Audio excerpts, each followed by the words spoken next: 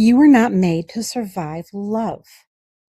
I want to talk about what that actually means. Because if you've ever asked yourself, why can't I leave? Why do I keep going back? Why does leaving feel like stopping breathing? This one's for you. Stay with me. Some truths don't shout. They sit quietly until you're ready to admit them. Let's talk about it. Trauma bond. Of all the words in this series, narcissist, toxic, gaslighting, this is the one that makes people go still. Because it doesn't point outward, it points inward. It describes the pull, the return, the gravity towards something you already know is hurting you. And the reason it's so hard to explain to people who haven't lived it is because it isn't emotional, it's physical. Your nervous system learns to associate that person with the relief that follows the pain. Harm, then warmth. Withdrawal, then closeness. Pain, then comfort. Over and over. Until leaving feels like deprivation. Not heartbreak, deprivation. Like something necessary has been taken away. That's why they say just leave, and you can't explain that leaving feels like stopping breathing. Not because you're weak, you're not, because your body has been trained. I've sat with women I loved while they went back to things that hurt them. More than once, more than one woman. And I never said a word. I just stayed, made tea, kept my hands busy, and waited.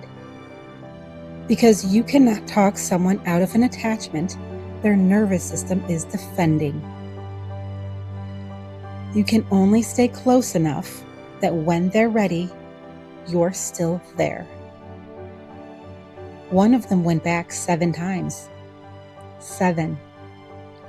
Every time she came to me, I made the same tea, sat in the same chair, and I never once said, I told you so. Because I told you so has never released anyone from anything. The 8th time she left, she didn't go back. I asked her, years later, what was the difference about the 8th time? She said, I finally got honest about what it was costing me. Not what he was doing, what it was costing me every day I stayed. That's the shift. That's the whole thing right there. I want to tell you something I don't say often. I have stayed in things longer than I should have. Not the same kind of thing. My circumstances were different. But I know what it is like to keep returning to something that takes more than it gives. To tell yourself the story about why this time will be different. To be honest about the cost and stay anyway. Because the cost felt survivable and the leaving felt unsurvivable. So I'm not talking to you from the outside looking in. I'm talking to you as someone who stood in the same place you're standing. And got honest, eventually. Not cleanly, not all at once, not without going back, but eventually. Going back doesn't make you weak, Kukla. It makes you human. Every single time. I don't use the words trauma bond in my own life. What I say instead, what I've always said, is this. Attachment without peace. You are attached. The love may be real, but there is no peace in it. And I want you to ask yourself, Actually ask yourself right now, when was the last time you felt genuinely at peace inside this relationship? Not relief after a fight, not hope when things seem better. Peace, quiet, resting, trusting. The kind where you don't have to monitor anything, where you're not waiting for something to shift.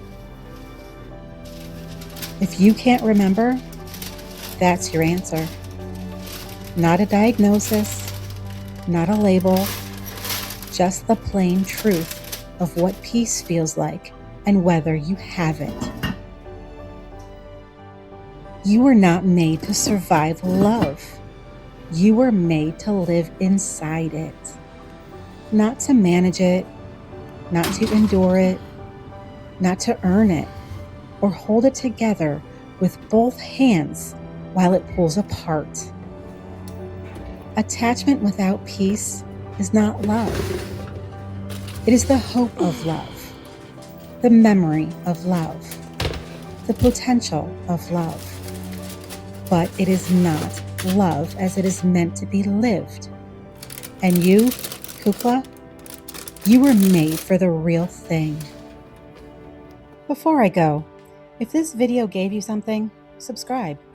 I'm here every week with the same kitchen and the same honesty. Save this video for the moment you need it most and send it to someone who keeps asking themselves why they can't leave. Not with a message, just send it. Sometimes the most loving thing you can do for someone is put the right words in front of them at the right time.